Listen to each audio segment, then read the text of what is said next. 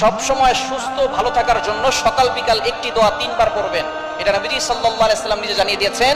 তিরমিজি শরীফের 3514 নম্বর হাদিস। এই হাদিসের ভিতরে নবীজি সাল্লাল্লাহু আলাইহি সাল্লাম জানিয়ে দিয়েছেন, যে ব্যক্তি সকাল বিকাল এই দোয়াটা 3 বার পড়বে, আল্লাহ পাক রব্বুল আলামিন দুনিয়া ও আখিরাতে উভয় জগতে তাকে ভালো রাখবেন। আমরা যখন দুনিয়াতে ভালো থাকার জন্য আল্লাহর কাছে দোয়া করি এবং আখিরাতেও ভালো থাকার জন্য দোয়া করি। এখন আপনি দুনিয়াতে ভালো থাকতেছেন, টাকা পয়সার মালিক হয়েছেন, কিন্তু আপনি নামাজ পড়তেছেন না, আপনি তাহলে কিন্তু পরকালে জান্নাত পাবেন না।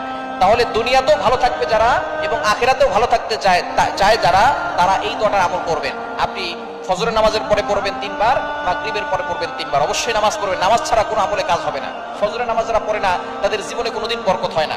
যদি আপনি সুস্থ থাকতে চান আর ভালো থাকতে চান, অবশ্যই ফজরের নামাজ পড়বেন। ফজরের নামাজ পড়ে এই দোয়াটা 3 বার পড়বেন।